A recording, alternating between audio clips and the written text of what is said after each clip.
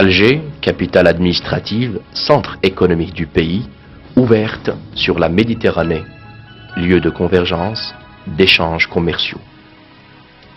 Alger et sa région se sont développés à un rythme soutenu au cours de ces dernières décennies.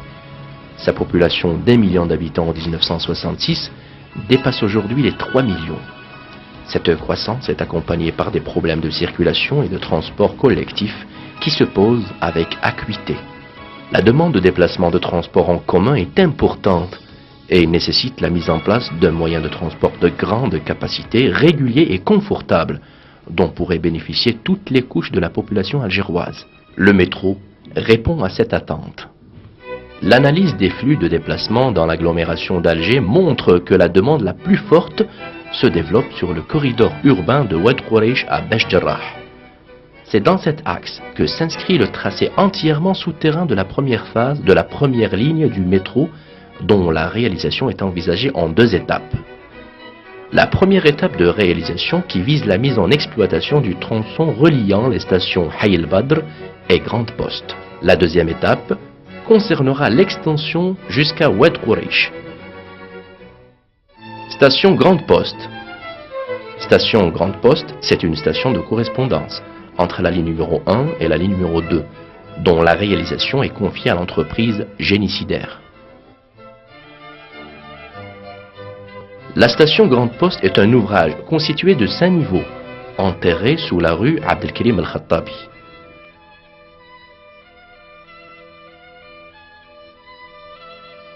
Ses dimensions sont 115 mètres de long, 23 de large et 27 mètres de profondeur.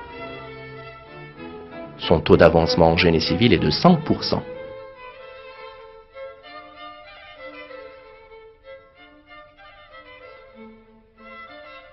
Station Khalifa Boukhalfa. Station Khalifa Boukhalfa est une station confiée à l'entreprise Génicidaire. Elle présente la particularité d'une exécution mixte à raison de 2 tiers en souterrain et 1 tiers à ciel ouvert. Ces dimensions sont équivalentes à celles de toutes les autres stations dites courantes, soit une longueur de 115 mètres et largeur de 23 mètres. Cette station s'inscrit dans un terrain rocheux très dur, dont l'excavation nécessite la mise en œuvre de matières explosives, et, à défaut, l'emploi de machines d'excavation équipées de têtes fraises à importer.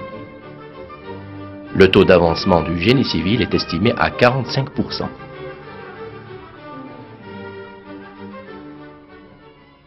Station 1er mai. Station 1er mai implantée à la placette d'El Mokrani, carrefour à très forte circulation, elle est confiée à l'entreprise Cosidaire. Cette station est réalisée en tranchées couvertes par phases successives en raison de soucis à maintenir la circulation automobile en surface et le fonctionnement des réseaux concessionnaires au niveau du site.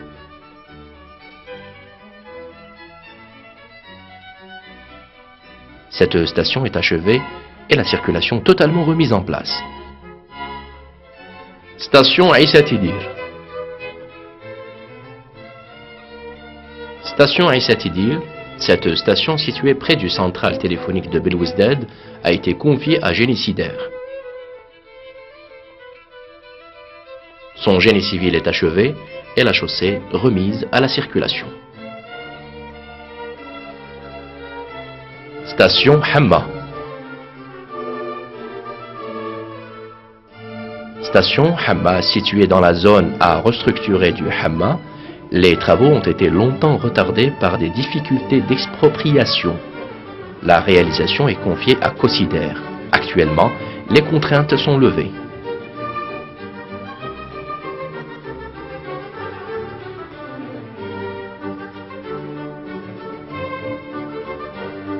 Station Haï el-Badr.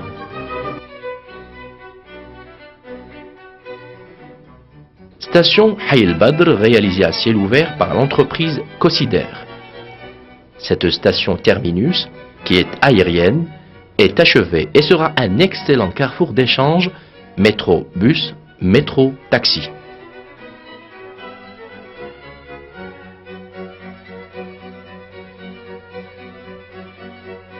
Complexe de maintenance. Complexe de maintenance composé essentiellement des ateliers de grande et de petite révision, des ateliers électriques, des halles de garage. Les entreprises considérées Batimétal ont été chargées de sa réalisation. Tous les travaux sont achevés, sauf le dallage intérieur des bâtiments qui dépend des équipements.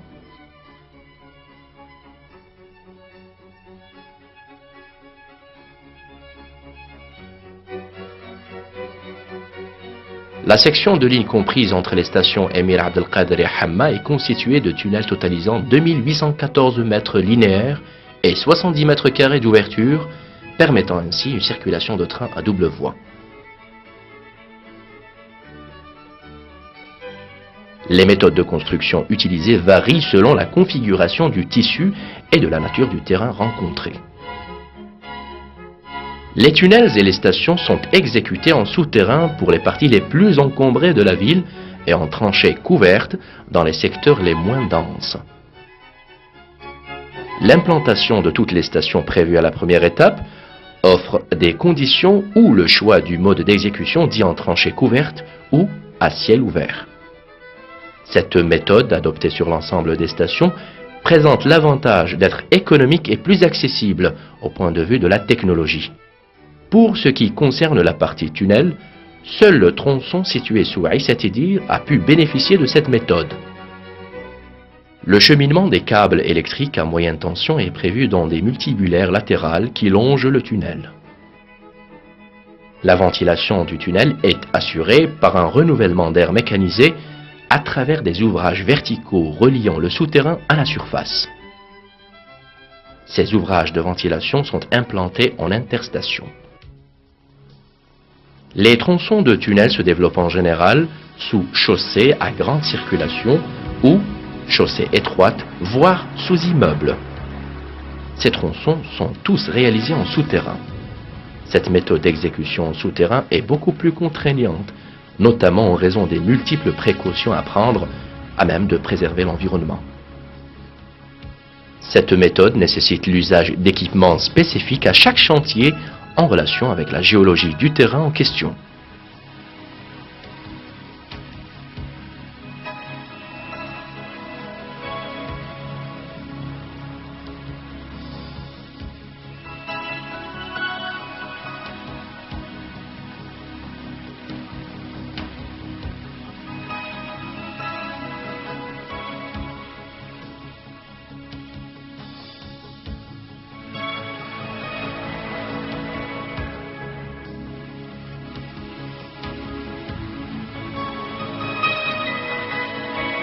Les autorisations de programme accordées par les pouvoirs publics ont permis au maître de l'ouvrage de lancer la réalisation d'une partie des infrastructures du tronçon prioritaire. Le programme initial de réalisation se résume à l'exécution de 6 stations, 2814 mètres de lignes souterraines, 1000 mètres de plateforme ferroviaire, les ateliers de maintenance, le siège de l'exploitant. L'exploitation du tronçon Hayy el-Badr à Grande Poste était restée subordonnée à l'engagement et la réalisation des infrastructures des 4 stations, Mer et Soleil, Amirouche, Les Fusillés, Jardin d'Essai, et 4100 mètres de tunnels correspondant à la liaison Hamma-Hayy el-Badr, ainsi que le complexe technique situé aux Anasser qui abritera tous les équipements de commande centralisés. Les travaux de tous ces tronçons ont été entamés récemment en septembre 2003 et sont confiés à un groupement algéro-allemand, Gamma, pour une durée de 30 mois.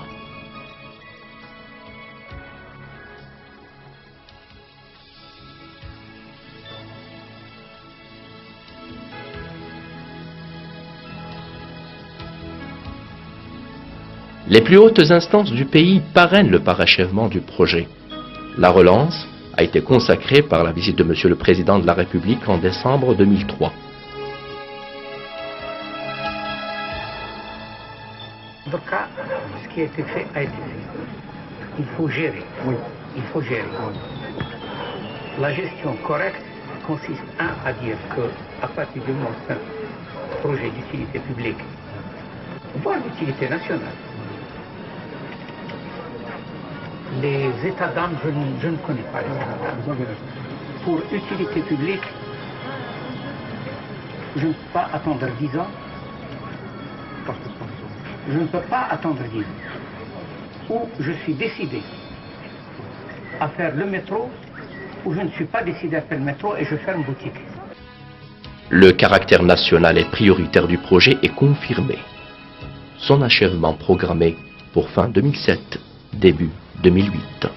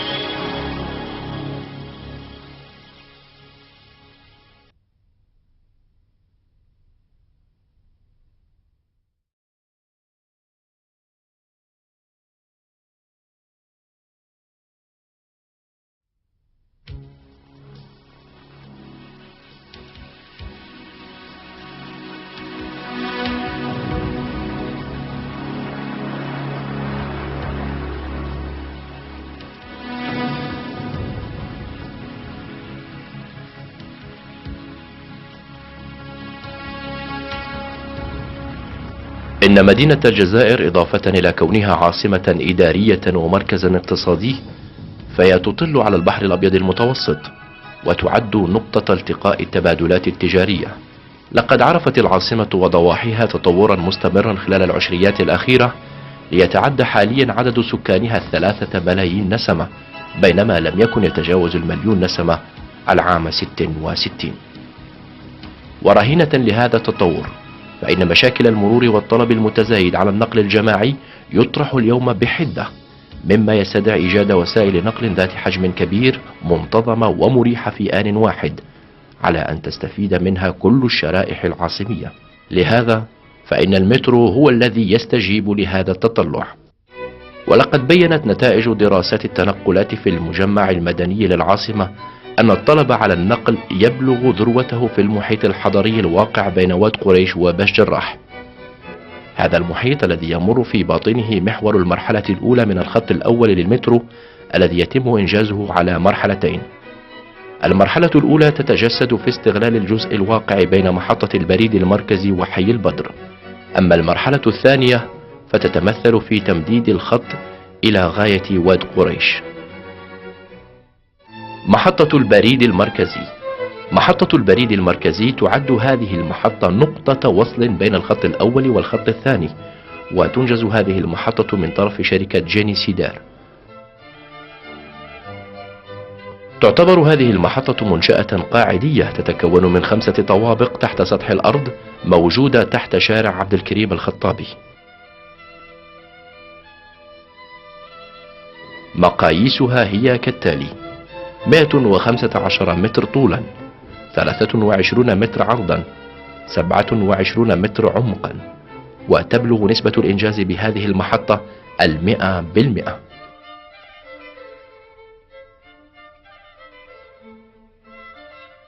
محطة خليفة بوخلفة. محطة خليفة بوخلفة تنجز هذه المحطة من طرف جيني سيدار. تختلف هذه المحطة عن غيرها من المحطات في ازدواجية الإنجاز، بحيث ينجز ثلثان باطنيا وثلث انطلاقا من السطح.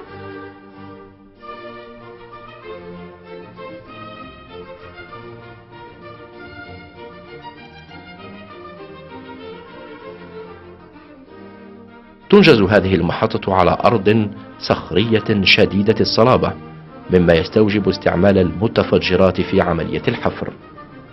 وتقدر نسبة الإنجاز بهذه المحطة ب45%.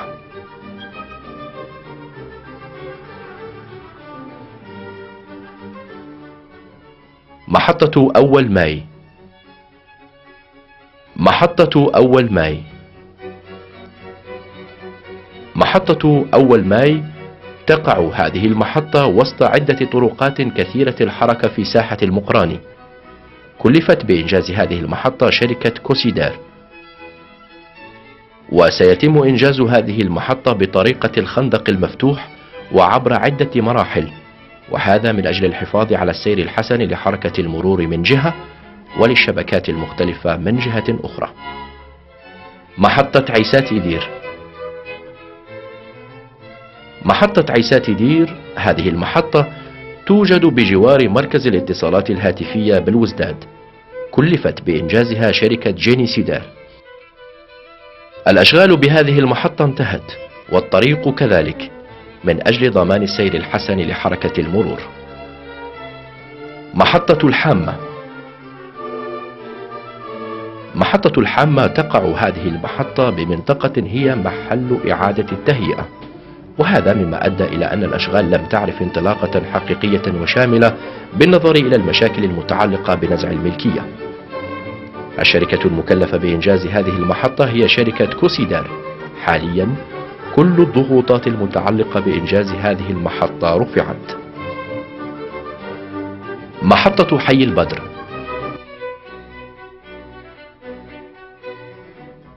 محطة حي البدر تعد هذه المحطة هي المحطة النهائية للخط الأول، وتوجد على السطح. كلفت بإنجازها شركة كوسيدار. تعتبر بمثابة نقطة تبادل مختلف وسائل النقل من مترو حافلات مترو تاكسي. مركب الصيانة. مركب الصيانة يتكون أساسا من ورشات مختلفة باختلاف أنواع تفحصاتها الكبيرة منها والصغيرة، ويضم هذا المركب كذلك ورشات كهربائية ومستودعات خاصة بالقاطرات. أما مؤسسة الإنجاز فهي كوسيدار وباتي ميتال مجتمعتين.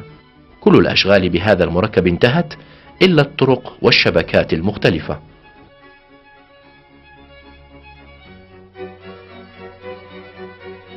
يتكون الخط الواقع بين محطتي الأمير عبد القادر والحامة من أنفاق طولها الإجمالي 2814 متر، وبفتحة قدرها 70 متر مربع، مما يسمح بمرور القطارات في اتجاهين مختلفين.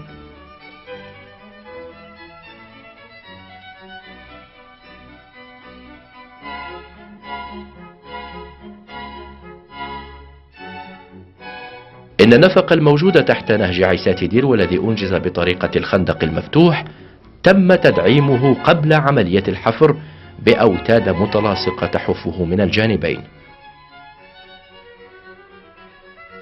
هذه التقنية مخالفة تماما عن التقنيات المتبعة في إنجاز الأنفاق الباطنية. توصيل الخطوط الكهربائية متوسطة التوتر يتم عبر أنابيب خاصة موجودة على جانبي النفق. تستعمل المخابئ الموجودة على جهتي النفق والمتباعدة عن بعضها البعض ب25 متر من أجل حماية الشخص عند مرور القطار أثناء قيامه بالصيانة.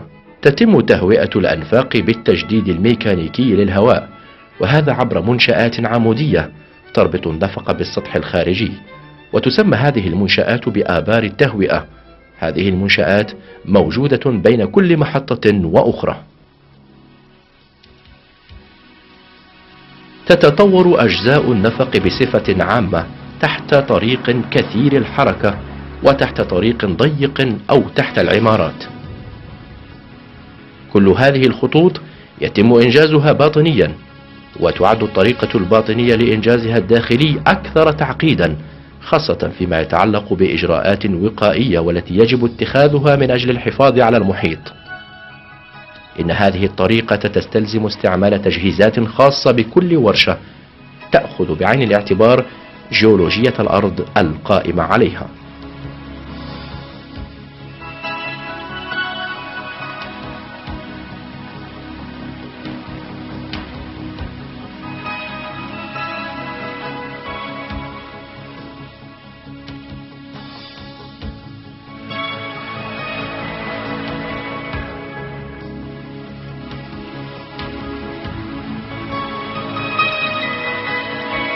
إن رخص البرنامج الممنوحة من طرف السلطات العمومية سمحت لصاحب المشروع بالبدء في إنجاز قسم من منشآت الخط ذي الأولوية، ويتلخص البرنامج المنجز فيما يلي: 6 محطات، 2814 متر من الخط الباطني، 1000 متر من الأرضية الخاصة بالسكة الحديدية، ورشات الصيانة، المقر الإداري الخاص بالمستغل.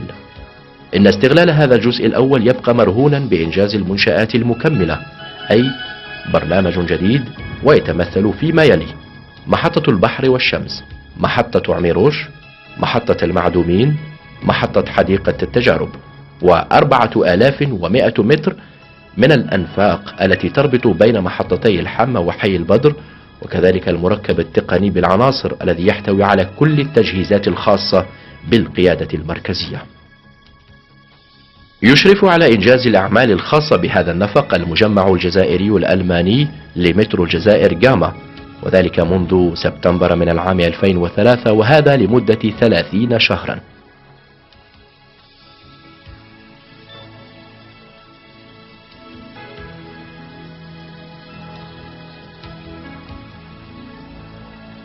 السلطات العليا للبلاد تؤكد ضرورة انتهاء المشروع، بحيث كانت زيارة رئيس الجمهورية بمثابة إشارة لإعادة بعث انطلاق إنجاز الأشغال المتبقية. Ce qui a été fait a été fait. Il faut gérer. Oui. Il faut gérer. Oui. La gestion correcte consiste à dire que à partir du moment où c'est un projet d'utilité publique, voire d'utilité nationale, les états d'âme, je ne connais pas les états d'âme. Pour utilité publique, je ne peux pas attendre 10 ans. Je ne peux pas attendre 10 ans.